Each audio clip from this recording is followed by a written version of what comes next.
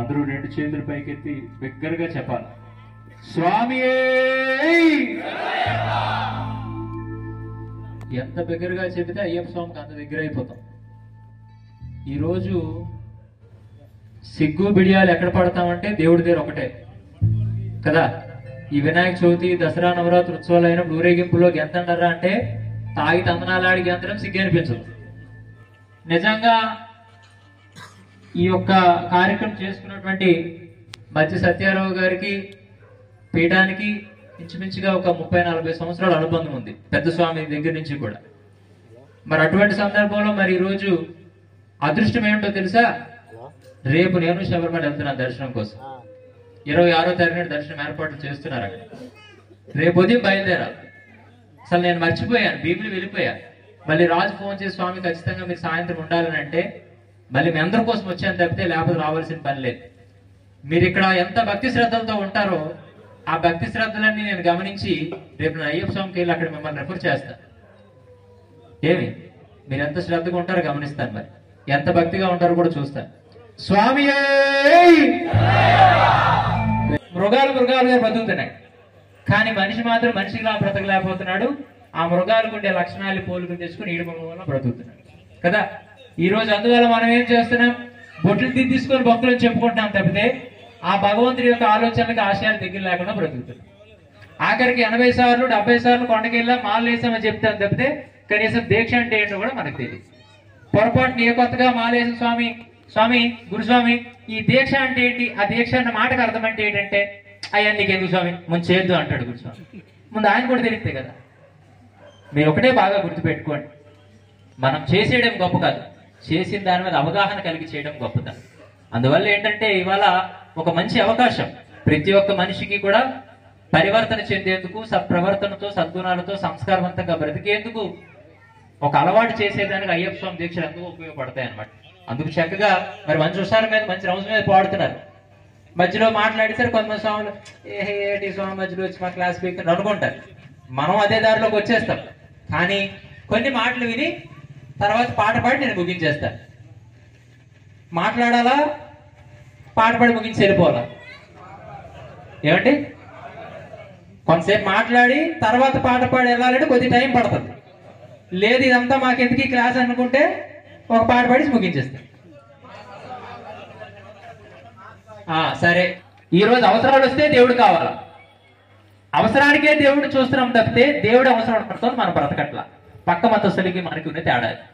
మనం దేవుడి దగ్గరికి వెళ్ళాలంటే ఖాళీ చూసుకొని వెళ్తాం, ఆ ఖాళీ చేసుకొని వెళ్తాం. ఇట్లాంటి ఆలోచనలు ఉంటూ కూడా సరే మొత్తానికి పెద్దవాళ్ళు మంచిగా ఆలోచించి పోయిన సంవత్సరంలో ఆ కార్తీక మాసం పవిత్ర పుణ్య సమయంలోనైనా కూడా ఆ మండలకాలం దీక్ష చేసుకొని పవిత్రంగా ఉంటారన్న ఆలోచనతో చక్కగా ఈ మండలకాల దీక్షలు పెడితే, ఈ దీక్షల్లో కూడా నియమం ఏమిటి? మొదటిది బ్రహ్మ ముహూర్తంలో లెగాలి. ఎన్ని గంటలకు? అది 3 గంటలు లెగాలి. ఏ స్వామి 3 గంటలు లెగిస్తాను చేయొద్దండి? 3 గంటలకి ఎక్కడో రేర్ పీసులు ఉంటాయి, మిగిలినవన్నీ చైనా పీసులే కదండి. మొదటి నియమం పోయింది. రెండోది ఏమిటి? లేచిన వెంటనే స్నానం చేయాలి. లెగిచిన వెంటనే స్నానం చేసిన ఎంతమంది చేయొద్దండి? ముందు ఆ దిక్కుమాలు ఫోన్లు తీస్తారు తలగళ్ళ కింద నుంచి, ఆటలు 1 గంట పడుతుంది. ఏమండి? ఇది కాస్త పోతే పూజ చేయాలి. ఈ పూజ చేసినప్పుడు కూడా ఏముండాలా? ఇతపరం నీవు తప్పించి నాకు ఇంకా ప్రపంచంలో ఏది గొప్పది కాదన్న భావంతో, సర్వస్వ శరణాగతితో మీకు దీక్షల్లో ఉండేటప్పుడు ఎందుకు షర్ట్లు విప్పేయమంటారు, చొక్కాలు విప్పేయమంటారంటే భగవంతుడి దగ్గర నాకు ఏ రకమైన సిగ్గు బిడియం లేదో నిరూపించుకోవడానికి చొక్కాలు తీసేయాలి. ఈరోజు అది కూడా కష్టమే కొంతమంది కదా. ఈ పూజ చేసినప్పుడు కూడా సాధారణంగా కొంతమంది గురుస్వాములు ఉన్నారు చక్కగా రాజీ పడకుండా పూజలు చేస్తారు. ఆ గురుస్వామికి పక్కన గోపుతారు, స్వామి ఇలాగంటే పాప ఆయన చేస్తాడు. ఏమండి? అసలు చేసిందే దేవుడు పూజలు చేయడం కోసం, అక్కడ కూడా మళ్ళీ టైం అట. ఇది కాస్త పోతే మరో నియమం ఏమిటి? మితాహారం, అల్పాహారం, ఉదయనే వాయేసేస్తారు. ఏమండి? మధ్యాహ్నం కూడా ఏం చేయాలో? సాత్విక ఆహారం తినాలి. ఈ మధ్యకాలంలో పడి పూజలు కొన్నిటికి వెళ్తే చాలా ఇబ్బంది అనిపిస్తుంది అనమాట. ఏ స్వామి పన్నీర్ ఎట్టలేదు, ఏ స్వామి ఫ్రైడ్ రైస్ ఎట్టలేదు, గొప్ప పూజ చేసావు స్వామి, గొప్ప మర్యాద చేసావులే అంటే ఫ్రైడ్ రైస్ బిర్యానీ పెట్టుకోవడానికి ఇది పెళ్లి భోజనం, రజస్వల భోజనం. ఇంకా నయం ఆ చికెన్ ముక్కలు పెట్టలేదు నడలేదు.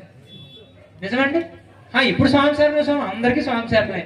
ఈ 41 రోజులు దిగిపోయి వచ్చేస్తే అప్పుడు అసలు స్వామి. ఈ మధ్య కాలంలో నేను ఇంకా బాగా గమనించాను. సాధారణంగా ఒక 3 సార్లు దీక్ష చేసేసరికి పూజ విధానం అంతా వచ్చేయాలి. ఏమండి? ఆ 3 సార్లు వచ్చేసిన తర్వాత పూజ విధానం వచ్చేస్తే గురుస్వామి అయిపోయినట్టే. ఒక 5గురు దేవతల యొక్క అష్టోత్తరాలు, దీక్ష నియమాలు, దీక్ష స్వీకార మంత్రము, దీక్ష విసర్జన మంత్రం ఇవి తెలిస్తే గురుస్వామి అయిపోయినట్టే. ఆ నియమాలు తెలిస్తే. ఇవి కూడా తెలియకుండా 40 సార్లు 50 సార్లు లేసిస్తే ఇంకా పుస్తకాలు పట్టుకొని చదవడాలి. అవి బండ బూతులు. ఇంకా ఉదయం 2 గంటలు మహా అయితే సాయంత్రం 2 గంటల పూజ. అది కూడా కష్టమైపోయి వాళ్ళు ఏమంటారు తెలుసా? స్వామి ఇంకెంత టైం అయిపోయింది, ఆరతి ఇచ్చేసుకో. ఏమండి? రెగ్యులర్ అయిపోయింది కదా డైలాగ్. అది పూజ కూడా లేదు, వెళ్ళడం అంటే స్నానం చేసేయడం, హారతి ఇచ్చేసుకో. హారతి అసలు దైవాని కోసం నువ్వు దీక్ష చేసి దైవం కోసం కూడా సమయం కేటాయించుకోకుండా ఇలా హారతలు నువ్వు ఇచ్చుకొని పూజలు చేస్తే ఆ హారతి కర్పూరం కంపెనీ కూడా బాగుపడతాడు. ఏమంటే కుమారుడు ఈ రోజు ఒక్క విషయం పాటించాడు.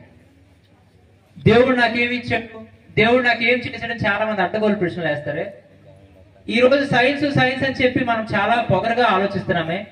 ఆ సైన్స్ ని ఒక ప్రాణం. ఇప్పుడు ఆ స్వామి ఉన్నాడు, స్వామి 1 కోటి రూపాయలు ఇస్తే గుండెకాయ ఇచ్చేస్తావా? ఎంతమంది ఇస్తారండి 1 కోటి రూపాయలు ఇస్తే గుండెకాయ ఇస్తారండి? ఎందుకు? అమ్మో 1 కోటి రూపాయలు కాదు, కూటికి లేకపోయినా బతికేసి కానీ గుండెకాయ లేకపోతే ఎలా బతుకుతామంటే డబ్బులు అనేటువంటివి ప్రాణం దగ్గర చాలా ఎక్కువ కాదు. మరి ఇంత గొప్ప ప్రాణం ఇచ్చిన భగవంతుడు నువ్వు ఎంత ఇస్తే మాత్రం ఎక్కువ అని మీ అందరిని ప్రశ్నిస్తున్నాను నేను ఇవాళ. నిజమే కదా? అందువల్ల ఏదో 40 సార్లు దీక్షలు చేసేసి 50 సార్లు దీక్షలు చేసేసి సంవత్సరం ఉండేటువంటి 360 రోజుల్లో కూడా 40 రోజులు మాలలు వేసేసి గొప్పలు అని చెప్పి మేసాల మీద వేస్తే కాదు భక్తి అని. ఈ రోజు మనం తెలిసి తప్పులు చేసిస్తూ కూడా ఎదుటి వారు చెబితే కూడా దాన్ని మనం సమర్థించేసుకుంటున్నాం కదా. నేను అందుకే చెప్తా, నీతి కలిగినటువంటి జీవితం ప్రతి ఒక్కరికి కావాలి. ఈ రోజు స్వామి పేరే ధర్మశాస్త్ర. ధర్మం అనంటే నీతి, నిజాయితీ, మంచితనం అన్నమాట. ఈ రోజు ఆ స్వామి దీక్షలు చేస్తూ కూడా ఆ యొక్క తత్వాన్ని నువ్వు తెలుసుకోకపోతే ఇంకా ఎందుకు ఈ జన్మ అంట. ఒకనొక సందర్భంలో మనుషులందరూ కూడా మిత్రభావంతో, సోదర భావంతో, సమతాభావంతో, సమానత్వ భావంతో ఒకరి మనసును ఒకరు అర్థం చేసుకొని అంత ప్రేమ అభిమానాలతో బతికేవారు. ఈ రోజు అట్లా జరగట్లా. ముఖం దగ్గర ఒకలా మాట్లాడుతున్నారు, బీపీ దగ్గర ఒకలా మాట్లాడుతున్నారు. ఓ మంచి వస్తువు ఏదైనా మనం కొనుక్కుంటే భలే ఉందనుకో అంటారు. ఆ బయటికి వెళ్ళిన తర్వాత అట్టుకు వచ్చేస్తుంది ఎక్కడ వెళ్ళి. ఎవరికో బీపీ మీద స్టాప్ చేస్తుంటాడు, నెత్తి మీద చేస్తుంటాడు, ఎవరికో బొట్టెట్టేసి ఉంటాడు కదండి. ఇవన్నీ కూడా మంచి పద్ధతులు కాదు. అందుకే చెప్తా, ఒక ఆధ్యాత్మిక భావనలు ఎప్పుడైతే మనుషులు బలపడతాయో వాళ్ళ సంస్కారం ఉంటుంది. ఎవరిలో అయితే సంస్కారం ఉంటుందో వాడు గుణవంతుడు అవుతాడు. ఎవడైతే గుణంతో సద్గుణంతో బ్రతుకుతాడో వాడే చరిత్రలో మిగిలిపోతాడు. అటువంటి వాడే నిజమైన మనిషి. తప్పితే వన్య మృగాలు కూడా పుడుతున్నాయి, చస్తున్నాయి, పోతున్నాయి. మరి అదే రకంగా మనం ఉంటే అదేమి గొప్పది కాదు. కాబట్టి చక్కగా మీరు విషయం తెలుసుకోవాలి. ఈ పడి పూజలు అయినప్పుడు బ్రహ్మాండంగా చేస్తారు, బాగా పాడతారు. ఆ పాటలు కూడా ఎక్కడా కూడా కనీసం తప్పు అంటున్నామా, ఒప్పు అంటున్నామా అవేమి కూడా అక్కర్లా. నోటికి ఏదొస్తే అనేయడమే. ఎదుటి స్వామి మాత్రం చప్పట్లు ఊపును కొట్టించుకుంటే గొప్ప అనేయాలి. అందువల్ల ఏంటంటే మొదటి నుంచి కూడా పెద్ద స్వామి తాతయ్య గారు సమతానంద స్వామి కవాలి భజనలే చేసేవారు. స్వామి 3600 భజన పాటలు రాశారు. ఈ విమర్శించేటువంటి వారందరికీ కూడా ఎంతమంది సమాధానం చెప్తాం? అందుకు మన యథార్థం ఏంటి ఎదుటి వారికి తెలియాలంటే కంటికి కనిపించాలని చెప్పి 2022లోనే నా కోసం నేను సమాధి రెడీ చేసుకొని పెట్టుకున్నాను మా పీఠంలో. నేను లేచిన వెంటనే ముందు నా సమాధి దగ్గర ప్రదక్షిణ కొడతాను. నేను ఇక్కడికి వెళ్లేలోగా ఇంకా మంచి పనులు చేయాలా, ఇంకా కొంతమందిని ధర్మం కోసం నిలబెట్టాలా. నేను వెళ్ళిపోయిన తర్వాత కూడా నా తర్వాత తరాల వారు ఈ దేశం ధర్మం వైభవాలు నిలబెట్టే దిశగా నేను నా ప్రయత్నం చేయాలని గొప్ప సంకల్పంతో మళ్ళీ కార్యక్రమాలు బయలుదేరుతాను. ఎక్కడికి వెళ్ళినా కూడా ఇలానే 2-3 గంటలు మాట్లాడుతూ మీలాంటి యొక్క కుటుంబ సభ్యులతో, భక్తులు కాదు కుటుంబ సభ్యులే నాకు అంత ప్రేమగా మాట్లాడుతూ ఇంత గౌరవంగా బ్రతుకుతున్నామంటే ఇది భగవంతుడి కోసం మనం ఆలోచించబట్టి, భగవంతుడి తలంపులు మన పైన ప్రత్యేకం ఉండబట్టి ఇవి జరుగుతాయి అన్నమాట. అందుకు మనం కూడా ప్రయత్నం చేయాలి. మనందరికి ఒక అలవాటు, ఎంతసేపు ఎవడైనా బాగా కనిపిస్తే ఆడి గొప్పల్లోనే బతుకుతాం తప్పితే అరే ఆ వ్యక్తి ఆ స్థితికి వెళ్ళాడంటే ఎంతో కొంత కష్టపడి ఉంటాడు, ఎంతో ప్రయత్నం చేసి ఉంటాడు. నేను నా ప్రయత్నం నేను చేస్తే అంత కాకపోయినా ఎంతో కొంత స్థితిని నేను అందుకుంటానేటువంటి ఆలోచనలు లేవు.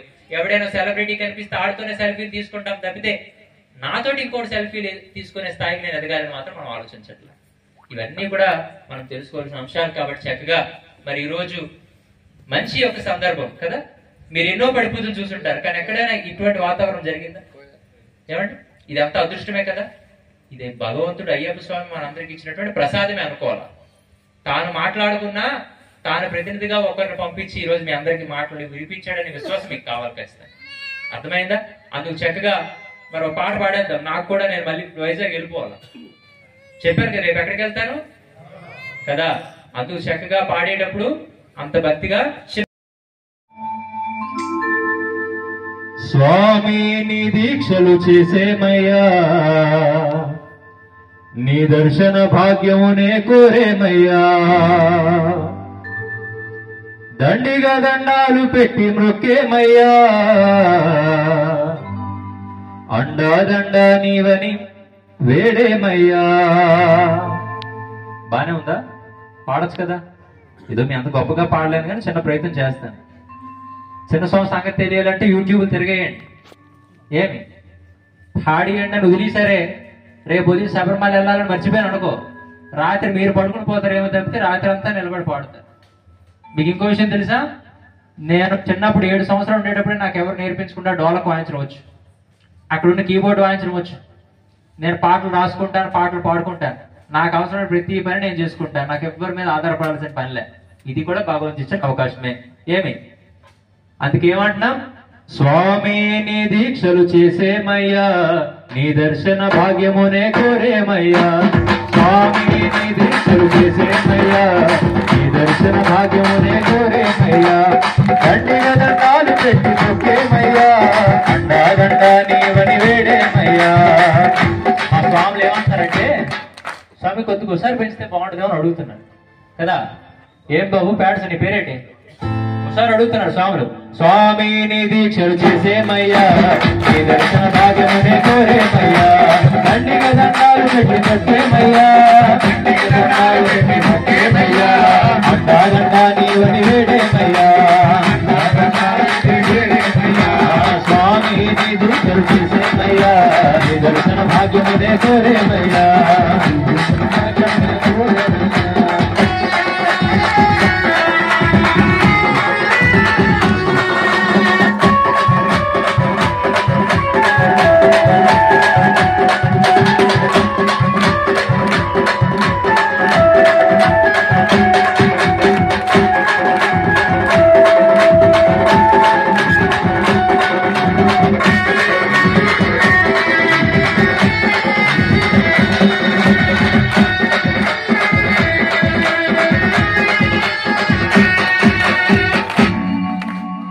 అరువది దినముల కాలం నీ ఊహల్లో ఆలోచన చేసేమో నీ ఊసుల్లో, 60 దినముల కాలం నీ ఊహలలో ఆలోచన చేసేమో నీ ఊసులలో, ఆలాపన చేసేమో ఆరాధనలో, అనునిత్యం గడిపేమో నీ సేవల్లో. స్వామి నీ దీక్షలు చేసే నీ దర్శన భాగ్యమునే కోరేమయ్యా.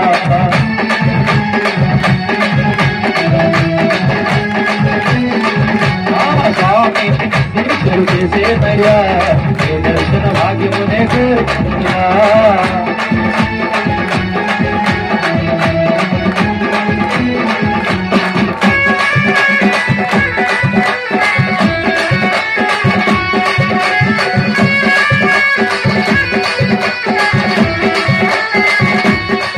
స్వామి శరణమయ్య